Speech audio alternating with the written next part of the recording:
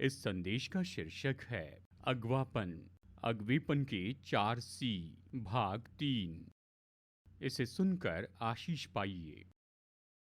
आज हम अपने अध्ययन को जारी रख रहे हैं। अगवेपन की हमारी शिक्षा के बारे में हम बात कर रहे हैं।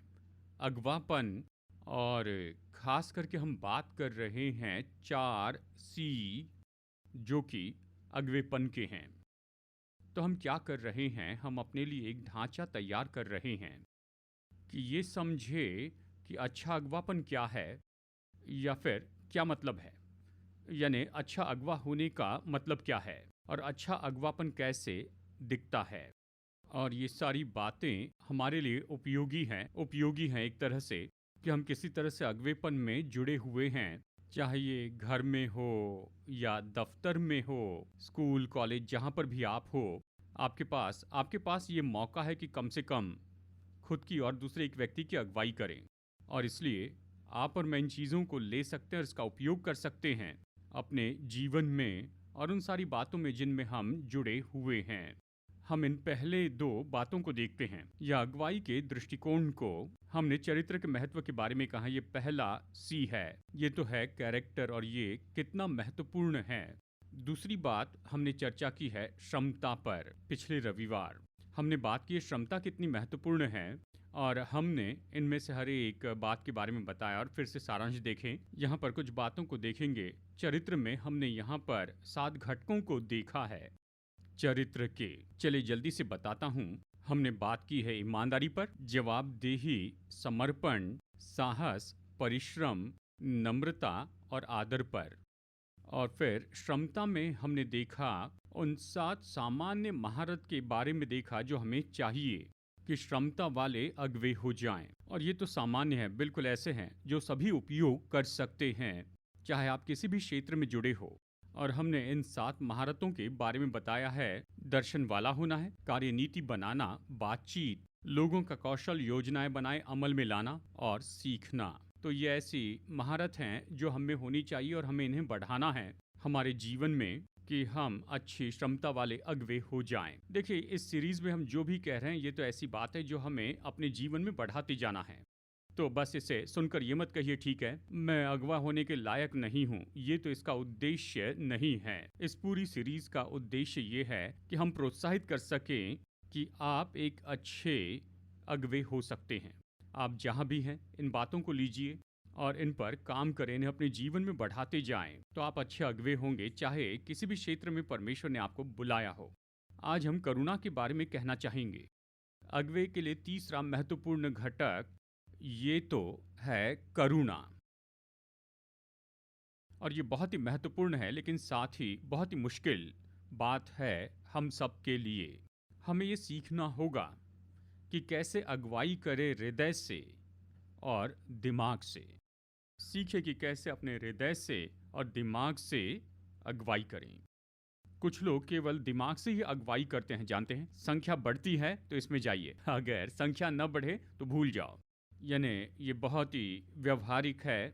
अगर ये समझ में आता है और ये हमारे परिणाम हमें देता है, कुछ उत्पन्न करता है, और ये सारी बातें ये महत्वपूर्ण है। मैं ये नहीं कह रहा कि दिमाग के बिना अगुवाई करे। हमें जो दिमाग प्रभु ने दिया उसका उपयोग करना है, लेकिन हमें अपने हृदय से भी अगुवाई करनी है।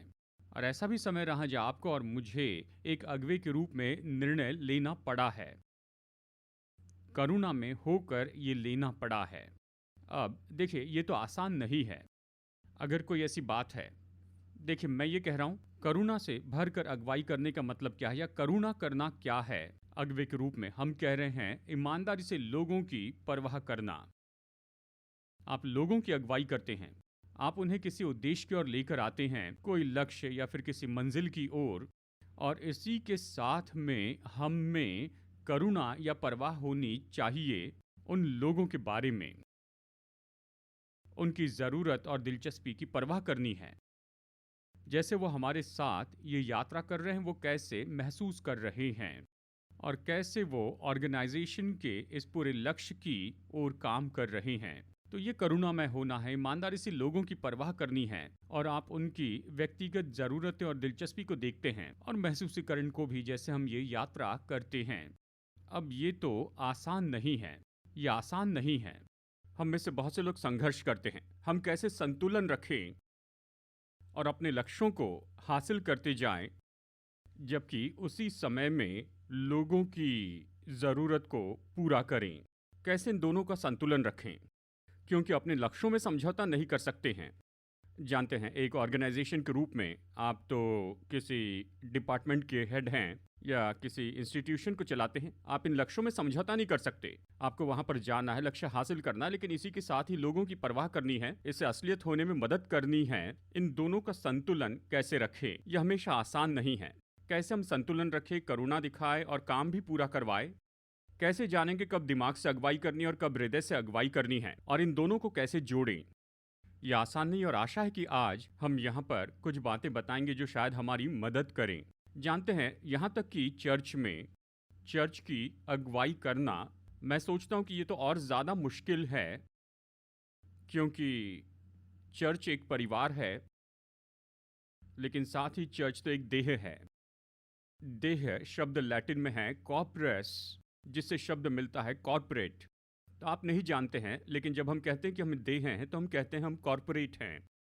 दोनों को संतुलन में रखना है। परिवार बने रहना है, प्रेमी और परवाह करने वाले, और देह होना है, यानी ऑर्गेनाइजेशन के रूप में अच्छे हो, काम करें। कॉर्पोरेट जैसे एक देह है, हमें काम करना चाहिए, क्योंकि देह में हर कोई अपनी जगह पर है, हर कोई अपना अपना काम पूरा कर रहा है, जिसे जो करना चाहिए वो सब कर रहे हैं, और इन सब अलग अलग भागों को जोड़कर ये परिपूर्ण होता है। और इसलिए इन दोनों का संतुलन रखना, खास करके चर्च में, ये और भी ज़्यादा मुश्किल है। तो हम इसे कैसे कर सकते हैं, इसे कैसे करवा सकते हैं? देखिए, केवल एक उदाहरण के लिए, जहाँ तक हमारी बात है, आउटरीच पास्टर्स के रूप में उनसे कहता हूँ कि उन्हें इस रविवार को यहाँ पर होना ही होगा। एक रविवार यहाँ होना है, यह ऐसा है, कोई पर्याय नहीं, यहाँ पर होना है। तो हम इस तरह योजना बनाते हैं, वो आते हैं, 2-3 दिन हमारे साथ में रहते हैं, अगले रविवार को उन्हें यहाँ पर होना होगा, क्योंकि कम से कम साल में एक बार उन्हें आकर धन्यवाद देना होगा। तो ये कोई पर्याय नहीं, उन्हें यहाँ पर होना ही होगा। लेकिन हमें करुणा में भी होना है। इसलिए शुक्रवार के दिन जब पास्टर आनंद ने आकर कहा, सुनिए, मुझे अभी पता चला है कि मेरी बेटी को सोमवार को एग्ज़ाम के लिए जाना ही होगा, और मैं क्या करूं, मुझे यहाँ पर रविवार को होना है, सोमवार सुबह उसकी परीक्षा है। निर्णय लेने के लिए मुझे 1 मिनट से भी ज़्यादा समय नहीं लगा। आसान है, पहले अपनी बेटी के साथ रहो। तो देखिए इसका महत्व है, दिमाग से अगुवाई करें, लेकिन हृदय से भी अगुवाई करें। जाओ, देखिए, परमेश्वर ने उनकी मदद की कि शुक्रवार को ही उनकी वापसी की ट्रिप हो। वो शनिवार को ही घर पहुंच गए, वो समय पर पहुंचे कि सोमवार सुबह अपनी बेटी की एडमिशन के एग्ज़ाम के लिए उसे लेकर जाए। तो ये संतुलन है। यानी देखिए, कुछ चीज़ों पर आपको जोर देना ही है, लेकिन आपको हृदय के अनुसार भी काम करना है जब ऐसी कोई परिस्थितियां उभर कर आती हैं। और इन दोनों का संतुलन बनाकर रखना सीखना, ये बहुत महत्वपूर्ण है। देखिए, अगवेपन में हम बहुत कुछ सुनते हैं कि भावनात्मक रूप में बुद्धिमान अगवे बने। मैं जो कह रहा हूँ, इसे कहने का ये दूसरा तरीका है, हमें करुणा में अगवे होना है, और एक भावनात्मक बुद्धिमान अगवा होना सीखने के लिए, देखिए, ये तो बहुत ही महत्वपूर्ण है। हम में से बहुतों की समस्या ये है, जो दफ्तर में लीडर हैं, हम अपने संबंधों में सुरक्षित रहते हैं। हमें पसंद नहीं कि हम बहुत ज़्यादा मुस्कुराते रहें और निश्चय हम रोते नहीं हैं।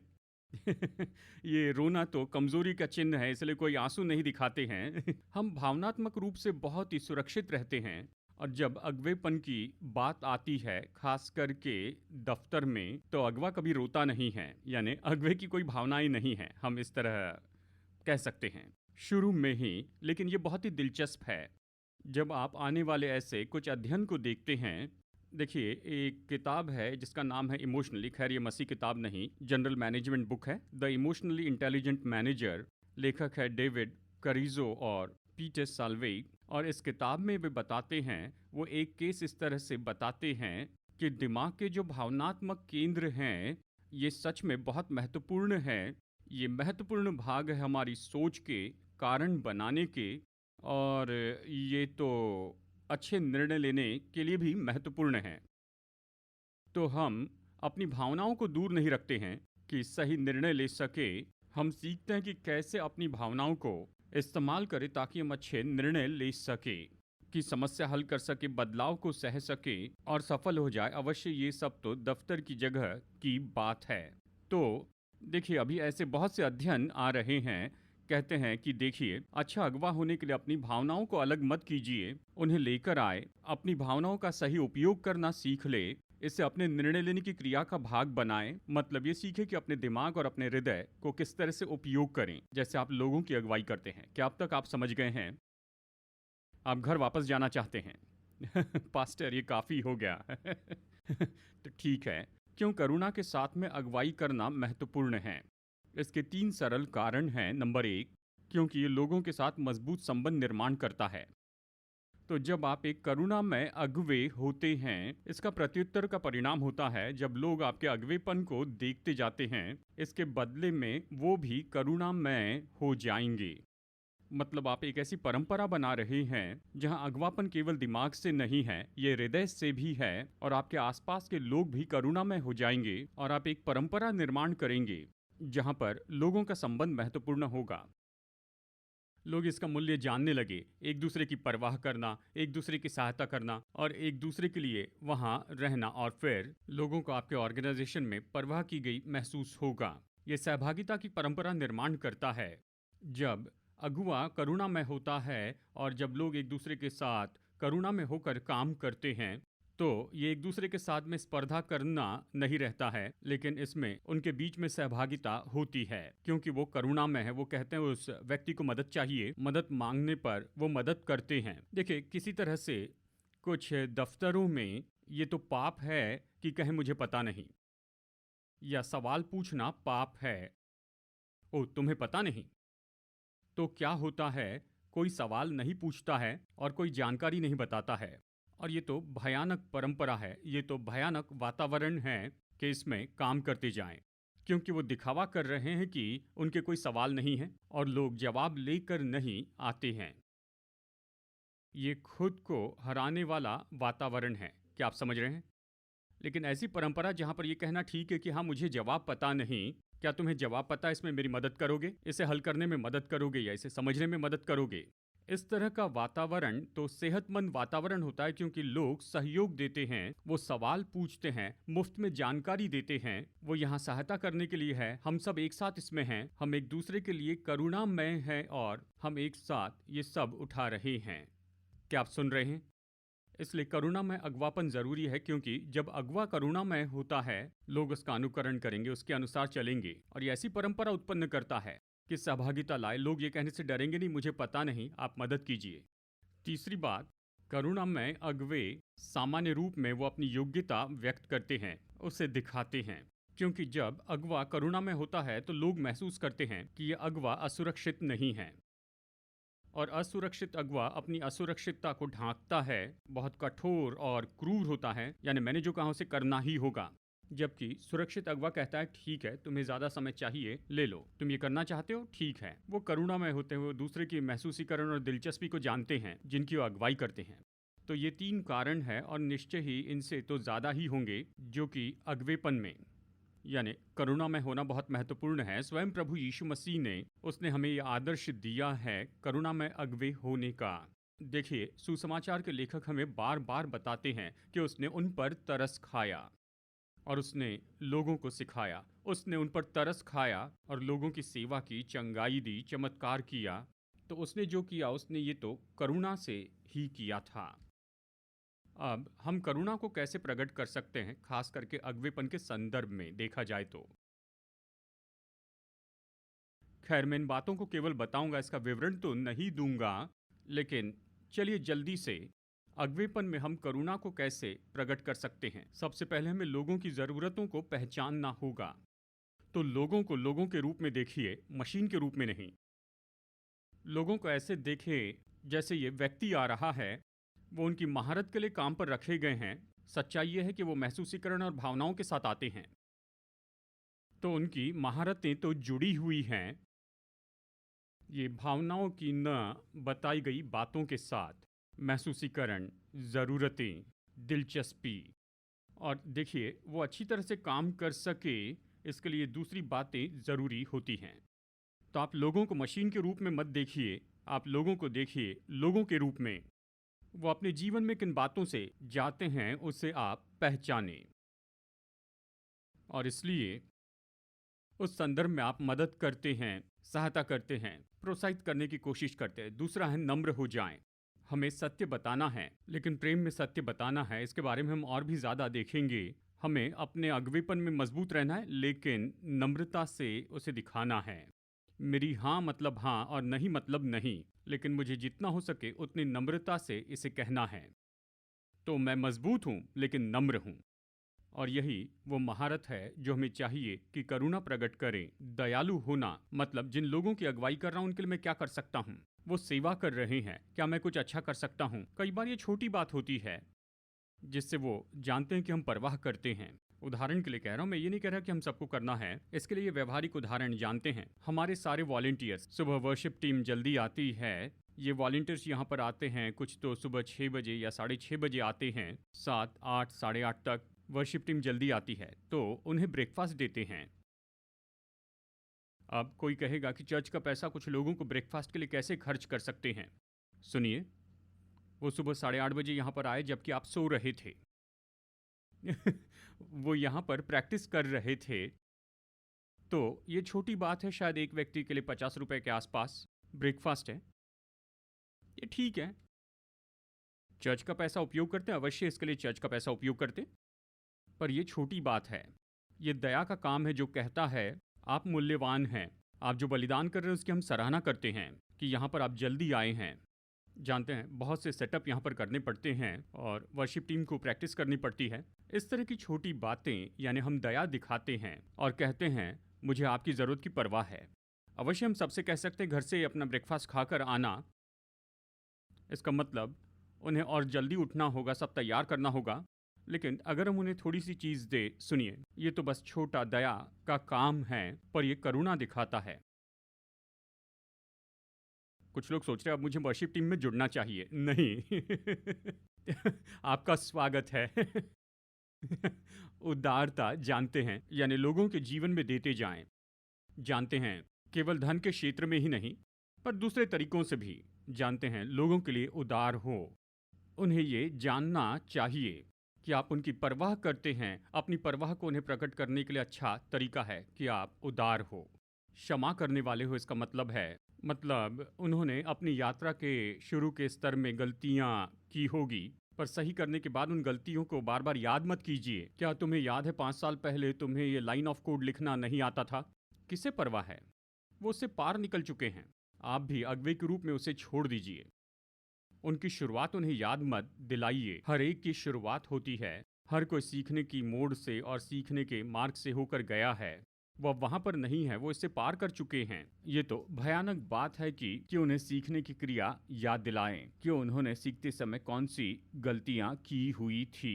उन बातों का पूरी तरह भूल जाएं। नंबर 6, अगवे के रूप में बलिदान करें।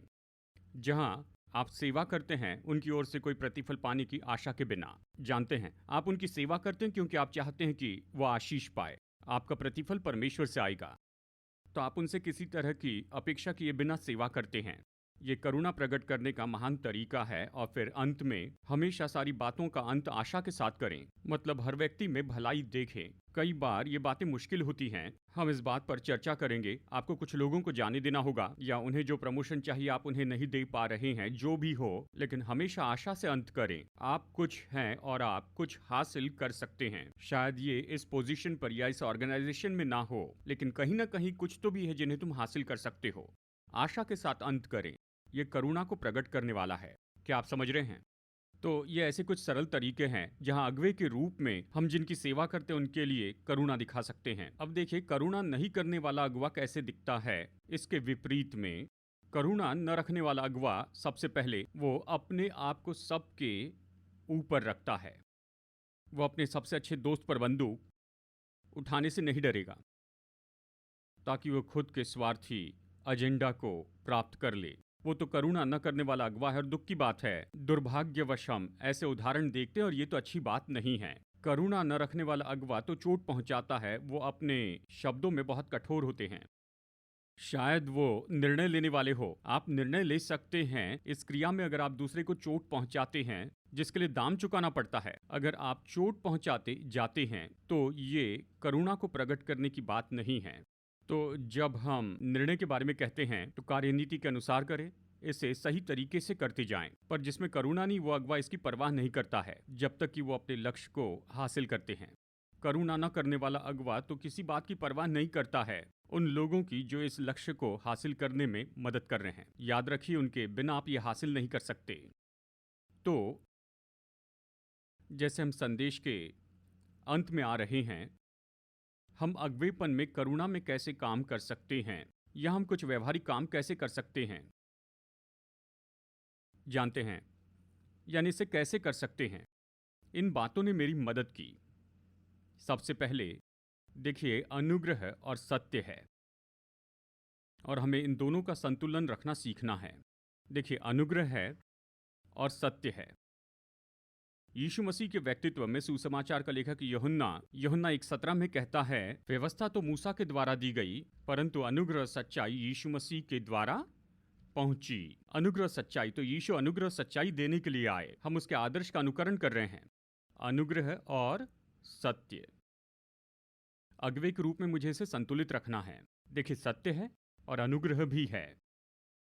चुनौती तो ये है मैं कैसे सत्य में चल सकता हूं, अनुग्रह में समझौता किए बिना ही। और मैं अनुग्रह में कैसे चल सकता हूं, सत्य में समझौता किए बिना। उदाहरण के लिए अगर कोई सही में परफॉर्म नहीं कर रहा है तो मुझे उन्हें सत्य बताना है। सत्य तो ये है, सुनो तुम परफॉर्म नहीं कर रहे हो, लेकिन उस परिस्थिति में मैं अनुग्रह कैसे लेकर आ सकता हूं। मैं उन्हें दे सकता हूं वो स्रोत या जरिए कि अपने परफॉर्मेंस को वो बढ़ाते जाएं।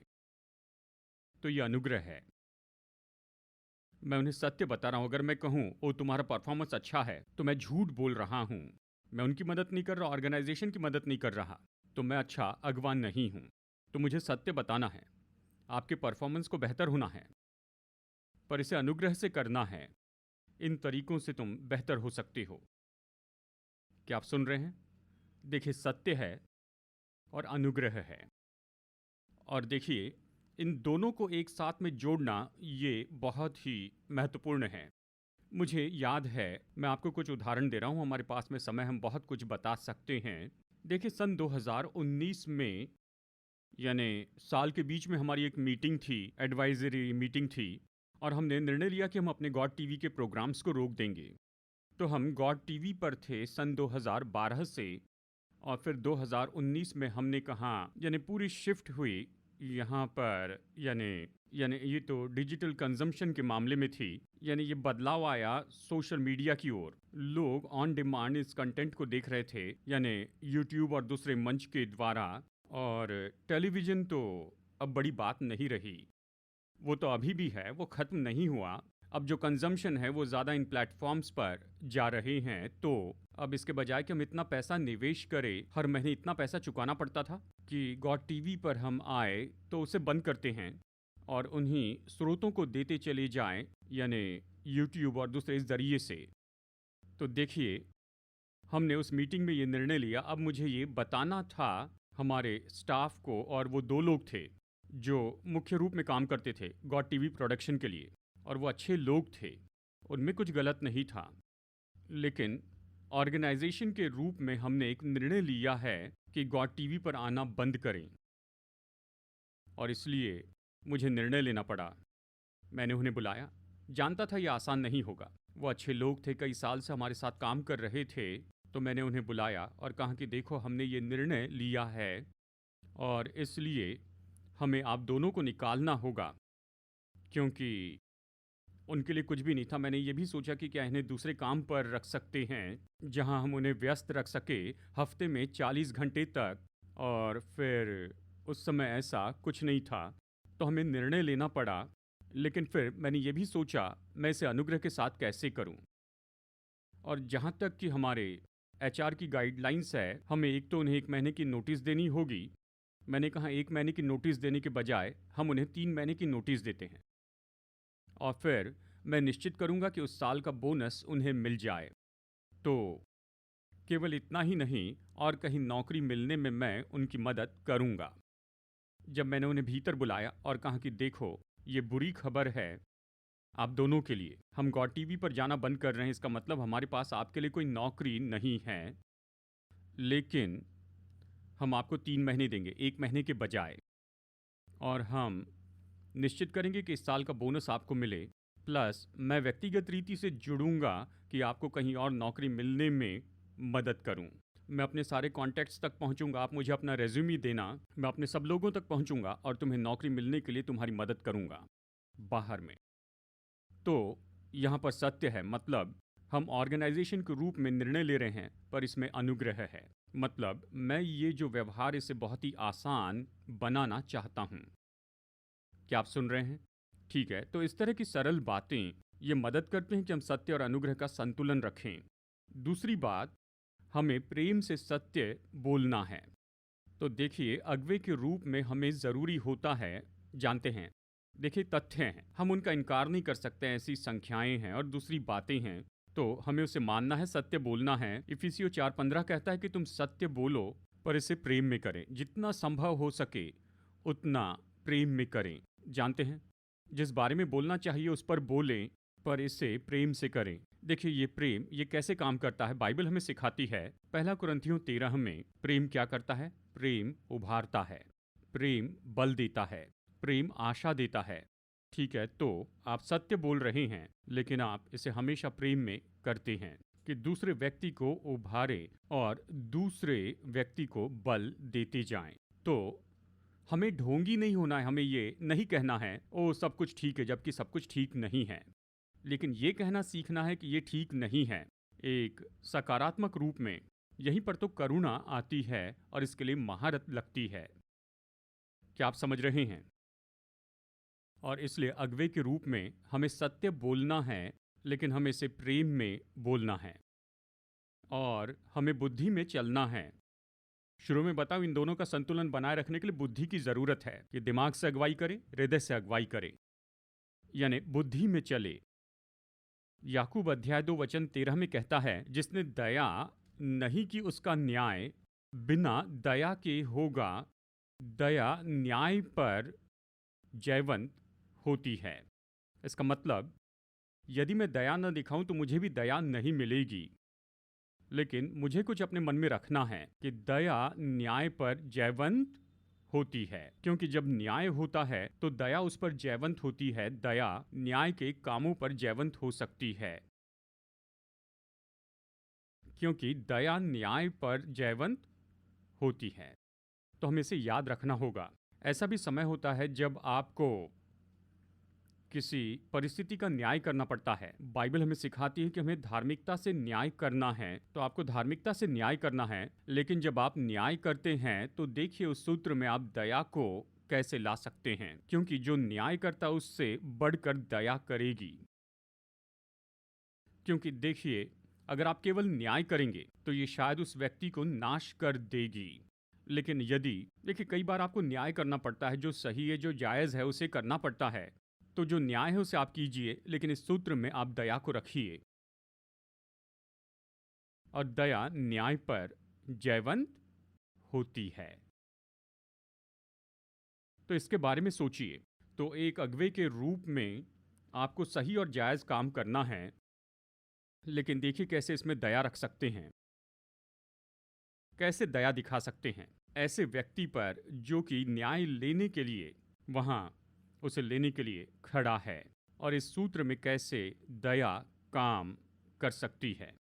याकूब 3:17 में देखिए, इसी किताब में यहाँ पर याकूब 3 में ये बुद्धि के बारे में बताता है, और बताता है बुद्धि ऐसे प्रकट होती है कि ये ज्ञान तो पवित्र, मिलनसार, कोमल और मृदु भाव या समर्पण करता है। ये दया से भरा और अच्छे फलों से लदा हुआ और पक्षपात और कपट रहित होता है। तो आप जो कुछ भी करते हैं, इस तरह आप मूल्यांकन करते हैं कि मैं तो करुणा दिखाऊंगा, मैं तो नम्र हो जाऊंगा और मैं तो दया दिखाऊंगा, जो सही है वही करूंगा, लेकिन मुझे इसे करना होगा पक्षपात के बिना और कपट के बिना ही। मुझे इसे पक्षपात और कपट रहित होकर करना है। तो जब मैं सोचता हूँ निर्णय लेने के बारे में, तो मुझे निश्चित करना है कि मैं करुणा दिखाऊं और मैं दया दिखाऊं, अच्छे काम करते जाऊं। तो निश्चित करना है कि जो मैं कर रहा हूँ, जो भलाई मैं कर रहा हूँ, ये तो पक्षपात और कपट रहित होना चाहिए। तो आपके ऑर्गेनाइजेशन में कि बस आप केवल एक व्यक्ति के लिए भलाई करें और वही भलाई ऑर्गेनाइजेशन के दूसरे लोगों के लिए न करें, क्योंकि ये पक्षपात होगा। क्या आप सुन रहे हैं? तो आपको सोचना होगा, बुद्धिमानी में चलना होगा। मैं करुणा दिखा रहा हूं, लेकिन अगर मैं एक व्यक्ति के लिए करुणा दिखाता हूं, तो मुझे निश्चय ही ठान लेना होगा कि मुझे यही बात बाकी सब लोगों के लिए करना होगा, क्योंकि मुझे इसे करना होगा बिना पक्षपात किए और बिना कपट किए। जायज होना होगा, इसके लिए बुद्धि की जरूरत है। तो करुणा दिखाने में हम ऐसे चुनाव नहीं कर सकते। किसी एक व्यक्ति पर करुणा दिखाते हैं तो याद रखिए कि आपके ऑर्गेनाइजेशन में और भी 50 लोग हैं जिन पर यही करुणा दिखाई जानी चाहिए, और इसके लिए बुद्धि लगती है। तो इस बात को आप याद रखिए। यदि एक को हाँ कहता हूं तो बाकी सभी को हाँ कहने की इच्छा रखनी होगी, ये समान है। मुझे बुद्धि में चलना है, और देखिए बुद्धि तो बिना पक्षपात और बिना कपट के होनी है। और अंत में यदि लोग हमारी करुणा का दुरुपयोग करें तो क्या? जानता हूं ये बड़ी चुनौती है। जब लोग जानते हैं आप करुणा में अगवे हैं, ठीक है चलो इसकी करुणा को और ज्यादा खींचते हैं और वो उसका दुरुपयोग करने की कोशिश करते हैं। तो देखिए यहीं पर आपको और मुझे बुद्धिमानी से जोड़ना है अनुग्रह और सत्य को। मैं अनुग्रहकारी होने को तैयार हूं, पर सत्य में समझौता नहीं करूंगा। देखिए यदि मैं किसी को देखता हूं कि करुणा का दुरुपयोग कर रहे हैं, तो सत्य पर जोर दूंगा। ठीक है, हम सत्य से समझौता नहीं कर सकते। देखो अनुग्रह है और करुणा भी है, लेकिन सत्य भी है, हम उसमें समझौता नहीं कर सकते हैं। तो जब लोगों को देखते हैं कि वो हमारी करुणा का दुरुपयोग करते हैं, तो सत्य पर जोर देना ही होगा। और अंत में करुणामय होने का मतलब ये नहीं कि हमको बस अलग कर दें। अगर आप नहीं जानते पुश ओवर क्या है तो गूगल कीजिए। देखिए केवल हम करुणा में अगवे हैं इसलिए इसका मतलब ये नहीं कि लोग हमें ऐसे ही कुचल दे। आपको जानना होगा कि एक अगवे के रूप में कैसे मजबूती से बने रहें, और कब आपको मजबूत रहना है और कब आपका नहीं यानी नहीं है, और कब वहाँ पर अनुग्रह और दया के लिए जगह है। हम कुचले नहीं जा सकते हैं। अब इसे याद रखिए। देखिए ये तो केवल एक उदाहरण है। ये उन दिनों की बात है जब मैं काम कर रहा था। मैं अभी भी काम करता हूँ, लेकिन चर्च के लिए काम करता हूँ। लेकिन ये ऐसा समय था जब मैं अपना सॉफ्टवेयर बिजनेस चला रहा था, और ये समय था 2001 से 2014 तक। और देखिए, और इन दिनों में हमारे ज़्यादातर क्लाइंट विदेशी थे, और हमने काम किया भारत के क्लाइंट्स के लिए। मैं सोचता हूँ केवल 2 ही क्लाइंट्स के लिए, और उनमें से एक तो बहुत ही बड़ा अंतर्राष्ट्रीय ग्लोबल नाम था, फार्मा कंपनी थी। तो हमने शुरू का काम किया उनकी मार्केटिंग के लिए, बिजनेस डेवलपमेंट डिवीजन के लिए, और फिर हमें न्योता दिया गया कि हम काम करें उनके रिसर्च के लिए, यानी देखा जाए तो दवाइयों की खोज की क्रिया के लिए। तो हम सॉफ्टवेयर बना रहे थे जो लेकर आए दवाइयों की खोज की क्रिया को, और हम काम कर रहे थे उनके वैज्ञानिकों के साथ में इस ऑर्गेनाइजेशन में। और अवश्य जब आप प्रोजेक्ट करते हैं तो आप देते हैं प्लान और फेज और ये सब। हेड ऑफ आईटी को, इंडिया हेड ऑफ आईटी को, वो इसमें जुड़े थे। हमने ये सब कुछ किया और हमने काम शुरू कर दिया। हमने फेज़ 1 पूरा किया वहाँ लाइव उस प्रीमाइसिस में। फिर उसके बाद उन्होंने मुझे फ़ोन किया और मुझसे कहा मैं कुछ बदलाव करना चाहता हूँ। मैंने कहा ठीक है, वो क्या है? तो कहा मैं चाहता हूँ कि आप वो सारे कोड बताइए जो आपने बनाए, सॉफ्टवेयर कोड्स। मैं चाहता हूँ कि आप उसे उस कंपनी को दीजिए जो भारत में कहीं और बेस्ड है। मैं चाहता हूँ आप ये कोड्स उन्हें दीजिए। ये सब रिकॉर्ड में नहीं था, ये तो ऑफिशियल नहीं था। और उन्होंने कहा अब से आगे आपका पेमेंट हमारी ओर से नहीं आएगा, आपका पेमेंट उस कंपनी से आएगा। ये ऐसे था, ठीक है मुझे कुछ दुर्गंध आ रही है, ये तो एग्रीमेंट का भाग नहीं था, हम ऐसा नहीं करेंगे। मैं जानता था वो क्या करने वाले हैं। ये तो देखिए मैं एक पास्टर हूँ, मैं एक विश्वासी हूँ। मुझे तो करुणा में चलना चाहिए। तो मुझे इस परिस्थिति में क्या करना चाहिए जहाँ पर ये सब कुछ गलत हो रहा है? ये कोड तो लिखा गया था इस बड़े ब्रांड ऑर्गेनाइजेशन के लिए, लेकिन अब उस आईटी के हेड मुझे ऐसे कुछ करने के लिए कह रहे थे जो पूरी तरह ऐसा था जो लिखित रूप में नहीं था। तो मैंने क्या किया? पहले मुझे खुद की रक्षा करनी थी और मुझे पहले तो फेज़ 1 के जो पैसे उनसे लेने थे वो लेना था, क्योंकि मेरे तो स्टाफ थे, मुझे उनको पैसे देना था, उनकी तनख्वाह देनी थी। तो मैंने उसे लेने की कोशिश की। फिर मैंने कहा मैं इस आदमी को जाने नहीं दूंगा। ये तो आईटी के हेड हैं, ये तो बहुत बड़ी यानी मल्टीनेशनल फार्मा कंपनी है। हम तो छोटी कंपनी, उनके सामने हम अस्तित्व में ही नहीं है। और यहाँ तक ऐसा नहीं कि दाऊद गोलियत से लड़ रहा था, या ऐसा था दाऊद का सबसे छोटा भाई लड़ रहा था गोलियत से लड़ रहा था। कोई तुलना ही नहीं थी कि हम क्या हैं और ये बड़ी कंपनी क्या है। देखिए कुछ भी हो, लेकिन मैं कुचला न जाऊंगा। फेज़ 1 का पैसा लेने के बाद में मैंने झंडा खड़ा कर दिया।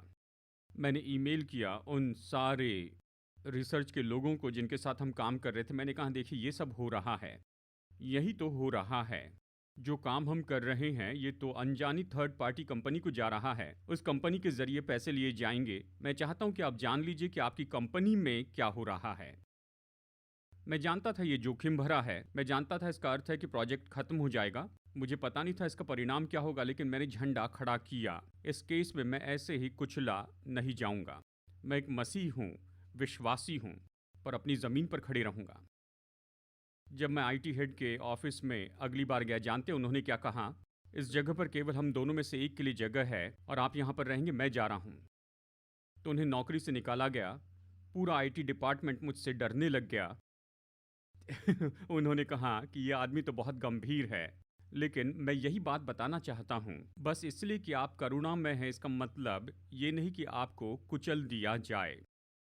आप अपनी जगह पर सत्य के लिए खड़े रहिए और आपके आसपास के लोगों को ऐसे बेकार के काम करने न दें। आप सत्य के लिए खड़े रहें। देखिए करुणा है, दया है, अनुग्रह है, लेकिन आप सत्य में समझौता नहीं करेंगे। आमेन।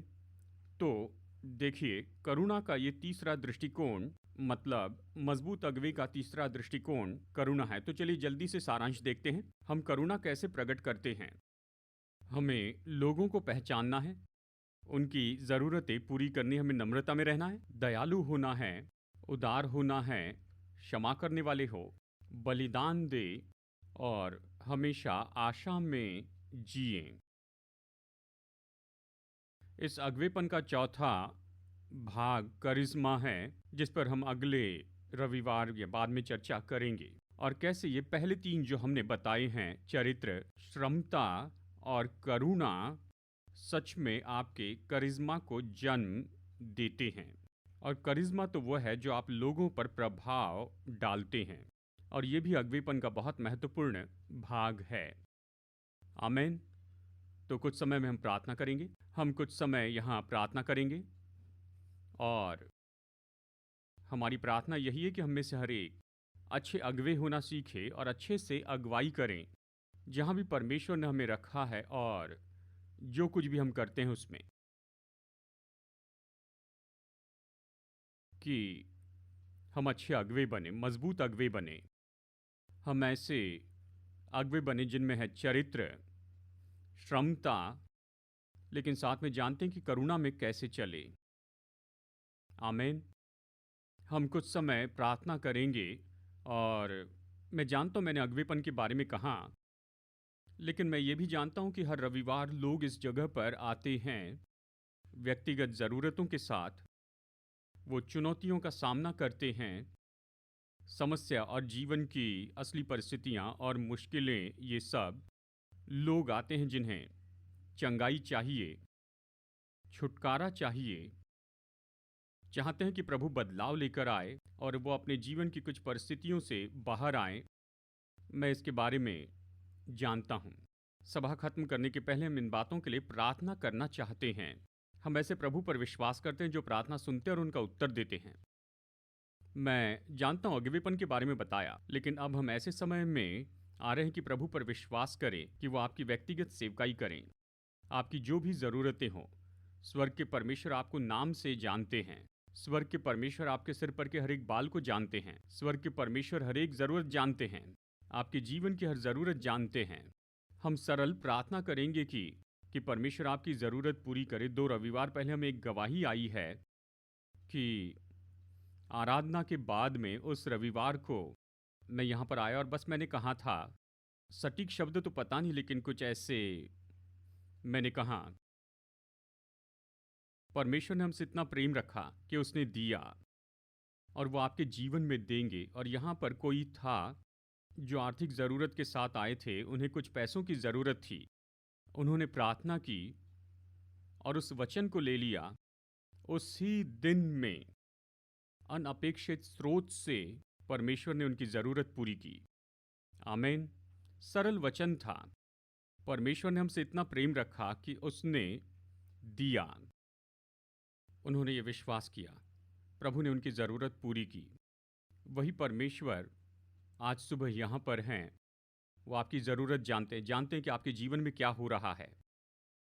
वो जानते हैं आपको कौन सी चंगाई चाहिए, जानते हैं आप किस विजय के लिए लड़ रहे हैं, आप जीवन में जो भी पाना चाहते हैं। और इसलिए जब हम कुछ पल के लिए प्रार्थना करते हैं, मैं चाहता हूँ अपना हृदय खोलिए और कहिए, प्रभु मुझे आपका स्पर्श चाहिए।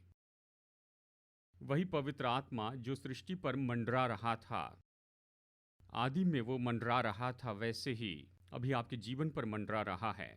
वो छू सकता है, चंगाई दे सकता है, छुटकारा दे सकता है, ज़रूरत पूरी कर सकता है। पिता, हम धन्यवाद देते हैं, धन्यवाद देते हैं प्रभु। इस जगह आप हर एक व्यक्ति को जानते हैं, हर एक ज़रूरत, हर एक घर, हर एक परिवार को, इस जगह उपस्थित हर एक व्यक्ति को जानते हैं प्रभु। इस पल जैसे कि हम प्रार्थना कर रहे हैं, जैसे हम आपकी ओर देखते हैं, चमत्कार के लिए हम आपको न्योता देते हैं। हम न्योता देते हैं कि आप चंगाई दें, छुटकारा दें, कि आप बंधन तोड़ दीजिए, ज़रूरतें पूरी कीजिए अपनी पवित्र आत्मा की सामर्थ के द्वारा। जैसे हम आपकी उपस्थिति में खड़े हैं,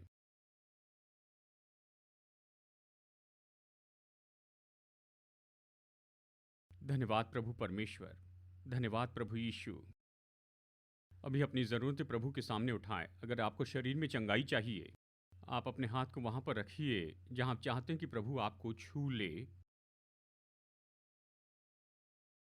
अगर आप और किसी बात के लिए प्रार्थना कर रहे हैं तो उसे आप प्रभु के सामने उठाइए। पिता, हम आपके सामने आते हैं आपके पुत्र यीशु मसीह के नाम से। आप हमारी चंगाई दाता हैं, आप हमारे छुड़ाने वाले हैं। और यीशु मसीह के नाम के अधिकार पर, क्रूस पर यीशु मसीह का काम जो पूरा हुआ है, उसके कारण मैं चंगाई की आज्ञा देता हूँ। मैं आज्ञा देता हूँ कि बीमारी और रोग दूर हो जाएं। मैं आज्ञा देता हूँ कि परेशानियां दूर हो, दर्द, डिसऑर्डर्स और जो भी पुरानी बीमारियां हैं, मैं आज्ञा देता हूँ कि वो चले जाए प्रभु यीशु मसीह के नाम में। क्योंकि परमेश्वर का वचन कहता है कि उसने जो कोड़े खाए उसके कारण हम चंगे हो गए हैं। हमारे शरीर चंगे हो गए हैं। क्रूस के द्वारा चंगाई तो हमें दे दी गई है और इसलिए हम अभी उसे ले लेते हैं यीशु मसीह के नाम में। यीशु के नाम में चंगे हो जाएं। आप जो हमें ऑनलाइन देख रहे हैं, मैं चाहता हूं आप कहिए, प्रभु मैं इसे ले लेता हूं, मैं इसे अभी ले लेता हूं। मैं हर एक आत्मा के ऊपर अधिकार ले लेता हूं, कमजोरी की हर एक आत्मा पर जो कि रोग और बीमारी लेकर आती हैं, सताने वाली आत्मा, यातनाएं देने वाली आत्माएं, मैं आज्ञा देता हूं कि यीशु मसीह के नाम में चले जाए, कि परमेश्वर के लोग आजाद हो जाएं, स्वतंत्र हो। धन्यवाद देते हैं प्रभु, धन्यवाद देते हैं पिता। आपको धन्य कहते हैं, आपका आदर करते हैं, आपका आदर करते हैं प्रभु। आप हमें चंगाई देने वाले हैं, छुड़ाने वाले हैं। धन्यवाद कि जैसे अभी हम अपने विश्वास को जोड़ते हैं और आपसे ले लेते हैं, ये चंगाई हमारे शरीर में प्रकट हो, छुटकारा आ जाए, हमारे मन और हमारे शरीर में परिपूर्णता आ जाए। धन्यवाद पिता परमेश्वर, धन्यवाद, धन्यवाद पवित्र आत्मा। पिता, जीवन की इन परिस्थितियों में आप काम कीजिए, हमारी परिस्थितियों में आप काम कीजिए, सब कुछ बदल दीजिए, क्योंकि आप तो चमत्कार करने वाले हैं। आपके लिए कुछ भी असंभव नहीं है। दफ्तर में सब कुछ बदल दीजिए, घर में, हर एक परिवार में, वैवाहिक जीवन में सब कुछ बदल दीजिए। हमारे जीवन साथी के जीवन में, हमारे बच्चों के जीवन में, हमारे परिवार के सदस्यों के लिए हम प्रार्थना कर रहे हैं, सब कुछ बदल दीजिए प्रभु। धन्यवाद देते हैं पिता, धन्यवाद हे परमेश्वर। यीशु के नाम में आमीन, आमीन।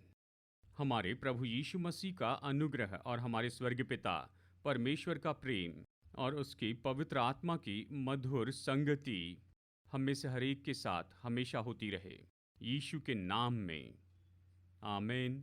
संदेश सुनने के लिए धन्यवाद। भरोसा करते हैं कि ये संदेश आपके लिए आशीष रहा। मुफ्त के स्रोत पाने के लिए, जिनमें हैं सरमन नोट्स और पब्लिकेशन, पाने के लिए विजिट करें apcwo.org पर। बेंगलुरु के एपीसी बाइबल कॉलेज की जानकारी पाने के लिए विजिट कीजिए apcbiblecollege.org पर। याद रखिए, All Peoples Church Bengaluru app download कीजिए एप्पल या गूगल प्ले स्टोर से।